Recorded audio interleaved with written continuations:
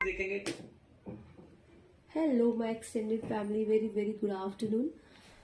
आज एक चीज़ है जो मुझे बहुत अच्छी लगी और मुझे ऐसा लगा कि as a parent we have to share to everyone, और वो ये है कि हमारे घर में अब बच्चे धीरे धीरे बड़े हो रहे हैं। लाइक वो बच्चे से अब वो टीनेजर्स में जा रहे हैं।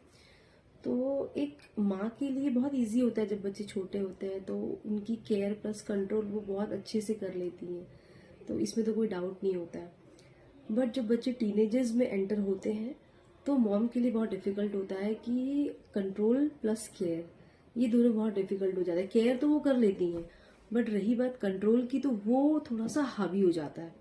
हावी इसलिए होता है, जो मेरा ऑब्जर्वेशन है, कोई भी चीज़ अगर हम बच्चों को समझाते तो हमारा तालमेल नहीं खाता है, और बच्चों को ना हमें सुनने की आदत बढ़ गई होती है, because mom is a first priority in the sense कि मतलब पहला सोर्स होता है। मतलब मम्मा से जो भी कुछ कहना है तो सबसे पहले मम्मा होती है जिसको हम सारी चीजें बोलते हैं।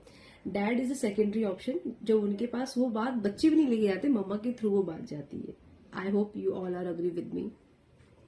तो मुझे ऐसा लगता है कि कंट्रोल जब बच्चे टीनेजर्स में आते हैं तो कंट्रोल डैड को करना चाहिए, बिकॉज माँ तो कर नहीं रही है, माँ कर रही है, बट हो ऐसे रहा है कि दोनों का तालमेल नहीं खा रहा है। बट जब डैड करते हैं तो बच्चे उस चीज को सुनते हैं। केयर तो हम अच्छे से कर ही रहे हैं, बट रही बात कंट्रोल की, तो वो जो रोल जो प्ले होगा वो फादर बहुत अच्छे से प्ले कर लेते हैं वो रोल।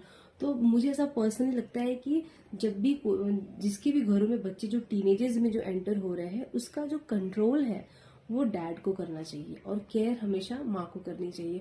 तो दोनों का सामंजस्य बना रहता है, और इससे कैसे होता है, बच्चे भी बहुत ही अच्छे से ग्रो होते हैं, किसी को कोई प्रेशर भी नहीं होता है। और यदि किसी के डैड अगर आउट ऑफ टाउन है या out of country, what ever it is, तो ऐसे में चाहिए कि डैड को अपने बच्चे से एटलीस्ट 4 से 5 बार बात करनी चाहिए। भले वो 2 ही मिनट बात हो, बट बात होनी चाहिए। क्या हो रहा है, कैसे हो रहा है, क्या नया चल रहा है। तो क्योंकि कभी कभी क्या होता है ना, जैसे मैं अपनी पर्सनली बात बता रही हूँ, मेरा बेटा मुझे सब कुछ बताता है, बड़ा वाला, each and everything he sharing with me. लेकिन कुछ कुछ चीजें मुझे ऐसा लगता है कि जो मुझे नहीं पता होती है वो उनको पता होती है, मतलब मेरे हस्बैंड को पता होती है। फिर हम दोनों डिस्कस करते हैं कि अच्छा आज ऐसा ऐसे हुआ, तो क्या आपको ये बात पता है। तो इस बेस पे मुझे कुछ चीजें पता चली कि मतलब ऐसा होता है। तो कंट्रोल सिस्टम मैंने कुछ जब देखा कि अब कंट्रोल मैं नहीं कर पा रही हूँ, कुछ चीजें हमारी दोनों के बीच में तालमेल नहीं खा रहा है बच्चे का, तो मैंने सोचा कि care part I will play, no doubt, और कंट्रोल जो है वो डैड को देंगे तो चीजें ज्यादा इम्पैक्टफुल होगी। तो मैंने तो फिलहाल अपने घर में टीनेजर्स को हैंडल करने के लिए यही तरीका अपनाया, और मेरे कुछ कुछ friends they are also doing the same thing. आप लोग क्या करते हैं टीनेजर्स को संभालने के लिए, प्लीज मुझे आप कमेंट्स में जरूर बताना, so that I can also apply here if I am missing something.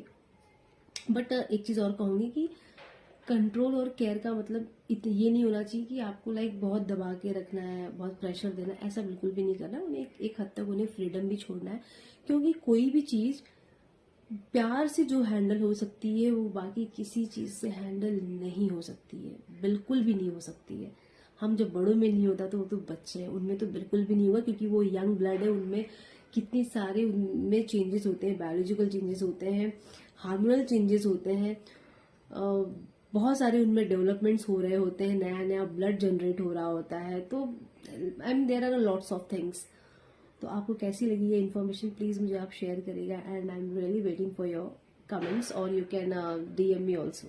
Thank you for watching, thank you.